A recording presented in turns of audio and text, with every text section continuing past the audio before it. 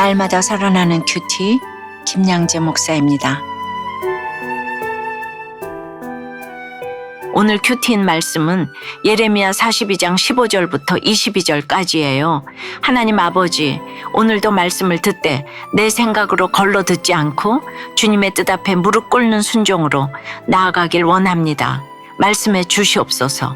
듣겠습니다. 여호와의 말씀을 들으려면 첫째, 말씀 앞에서 고집을 꺾어야 합니다. 15절에 너희 유다의 남은 자여 이제 여호와의 말씀을 들으라.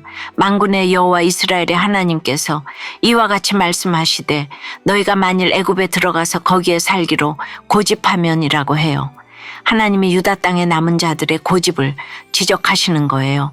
어제도 말씀드린 바와 같이 기도해달라, 말씀대로 순종하겠다고 한 그들이 실제로는 이미 애굽행을 결정해 놓고 있었음을 드러내시는 것이죠.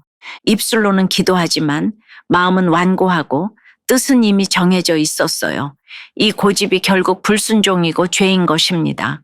16절에 너희가 두려워하는 칼이 애굽 땅으로 따라가서 너희에게 미칠 것이요 너희가 두려워하는 기근이 애굽으로 급히 따라가서 너희에게 임하리니 너희가 거기에서 죽을 것이라고 하십니다. 두려워서 피해가려는 길이 도리어 죽음의 길이라는 것이지요. 바벨론이 두려워서 애굽으로 도망가지만 애굽에서 결국 칼과 기근과 전염병으로 죽게 될 거라는 경고예요. 우리가 주님을 떠나면 결국 우리가 가장 피하고 싶은 일이 그곳에서 일어납니다. 애굽을 의지하다가 애굽에서 죽는 결론을 마주하게 된다는 것입니다. 17절에서는 무릇 애굽으로 들어가서 거기에 머물러 살기로 고집하는 모든 사람은 이와 같이 되리니 곧 칼과 기근과 전염병에 죽을 것인즉 내가 그들에게 내리는 재난을 벗어나서 남을 자 없으리라 고 하세요. 무서운 심판의 경고입니다. 우리가 우상처럼 생각하는 애굽은 그야말로 재앙 덩어리입니다. 그곳에 가기로 작정하는 순간 죄와 욕심과 사망이 따라오게 되어 있습니다. 눈앞의 위기에서 벗어나고자 하나님을 거스르면 결국 그 위기보다 더 큰 심판을 자초하게 됩니다. 적용 질문이에요. 지금 내가 붙들고 내려놓지 못하는 고집은 무엇입니까? 애굽처럼 달콤해 보이지만 결국 나를 죽이는 길을 하나님의 뜻보다 앞세우고 있지는 않습니까? 여호와의 말씀을 들으려면 둘째, 내 마음의 불순함을 직면해야 합니다.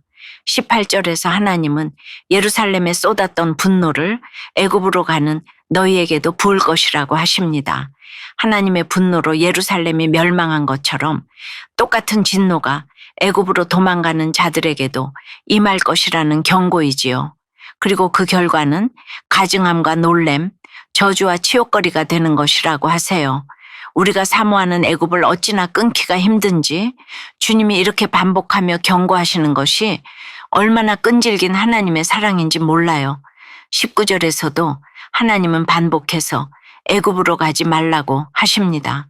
그러나 사람의 고집은 얼마나 강한지 입술로는 순종하겠다고 말하면서도 이미 마음속으로는 애굽으로 가려고 결정한 상태였어요. 이에 예레미야는 20절에서 너희가 너희 마음을 속였느니라고 합니다. 하나님이 지적하시는 그들의 죄는 스스로 속인 것이에요. 우리를 위해 하나님께 기도해달라, 하나님이 말씀하시는 대로 순종하겠다 하던 그들의 입술이 거짓이었다는 것이죠. 사람을 속인 것이 아니라 하나님과 자기 자신을 속인 것입니다. 21절에 너희 하나님 여호와께서 나를 보내사 너희에게 명하신 말씀을 내가 오늘 너희에게 전하였어도 너희가 너희 하나님 여호와의 목소리를 도무지 순종하지 아니하였은즉이라고 하지요. 말씀을 들었고 기도도 했고 선지자의 입으로 전달도 받았는데 도무지 순종하지 않았다는 겁니다. 말로는 순종을 외치지만 마음은 끝까지 자기 뜻을 따라가고 있어요. 이렇게 듣기만 하고 순종은 안 하는 모습이 바로 우리 모습 아닌가요? 큐티하면서 늘 주님 뜻대로 하겠습니다라고 하지만 실제 결정은 내 뜻대로 할 때가 많잖아요. 22절에 너희가 가서 머물려고 하는 곳에서 칼과 기근과 전염병에 죽을 줄 분명히 알지니라고 해요. 하나님이 왜 이렇게까지 무섭게 말씀하실까요? 바로 살리기 위해서입니다. 죽어야 다시 살기 때문이에요. 하나님은 우리를 망하게 하시려는 것이 아니라 회개시키려고 죽게도 하시고 다시 살리기 위해 경고도 하시는 것입니다. 적용해 보세요. 나는 지금 하나님의 말씀을 들을 준비가 되어 있습니까? 내 뜻과 내 계획을 고집하며 스스로를 속이고 있지는 않습니까? 학벌 우상으로 명문대를 나온 남편과 결혼했지만 남편의 수고로 죽게 불순종하던 죄를 회개하고 애굽으로 가고자 하는 마음을 돌이키게 되었다는 한 성도님의 큐티인 묵상 간증이에요. 제가 어릴 때 부모님이 이혼하셔서 경제적으로 어렵게 살던 저희 가족은 공부 잘하는 오빠로 인해 큰 위로를 받았어요. 그 후 오빠는 의대에 진학해 저의 대학 등록금을 대주는 등 가정 경제를 책임졌어요. 이 모든 것이 하나님이 허락해 주신 것임에도 저는 학벌이 중요하다고 생각해 명문대를 나온 남편과 불신 결혼을 했어요. 똑똑하면 일상생활뿐만 아니라 신앙생활도 잘할 거라 기대한 것이에요. 하지만 남편은 시어머님이 하나님을 믿지 않고 돌아가시자 하나님을 원망했고 회사 여직원과 외도하며 방황했어요. 이 일로 저는 큐티하는 공동체로 인도되어 남편과 함께 말씀을 들으며 부부관계가 조금씩 회복되었지요. 그러나 제게는 여전히 능력 있는 남편을 통해 세상 성공과 안정을 취하고 싶은 마음이 있었어요. 그래서인지 남편은 공동체의 권면을 무시하고 주식을 하다가 돈을 날리고 안정적인 회사에서 신생회사로 이직했어요. 남편이 이직한 회사는 모두 문을 닫을 지경이 되고 저는 공황장애로 22절 말씀처럼 괴로운 나날을 보냈습니다. 그러나 말씀을 묵상하기에 이 모든 일이 하나님보다 학벌을 통해 삶의 안정을 찾으려 한 저의 불순종의 결과임을 깨닫고 회개하게 돼요. 앞으로는 학벌 우상을 위해 자녀들을 학업으로 내몰지 않고 영적 후사로 키워나가길 소망해요. 저의 적용은 자녀들과 큐티하는 시간을 소중히 여기고 함께 가정 예배를 드리겠습니다. 남편에게 세상 성공을 부추기는 말을 하지 않고 현재의 삶에 감사하는 표현을 하겠습니다.입니다. 사랑하는 여러분, 오늘 본문에서 하나님은 여호와의 말씀을 들으라고 하십니다. 그러나 유다 백성은 말씀을 들으러 나온 것 같지만 들을 마음이 없었어요. 이미 애굽으로 가기로 결정해 놓고서 자기 고집을 정당화하려고 하나님을 기복적으로 찾은 것입니다. 우리가 고집스럽게 끝까지 움켜쥐려는 애굽은 달콤해 보이지만 결국 칼과 기근과 전염병으로 이어지는 재앙을 가져다 줄 뿐이에요. 나의 안정과 세상의 안정을 위해 하나님보다 세상을 더 의지하는 선택은 결국 하나님 없이 스스로 살겠다는 고백입니다. 그렇게 주님이 이렇게까지 반복해서 경고하시는 것입니다. 하나님은 우리가 망하기를 원치 않으세요. 우리의 고집을 꺾고 두려움을 내려놓고 말씀 앞에 정직하게 서기만 하면 다시 세우시고 심으시는 하나님이십니다.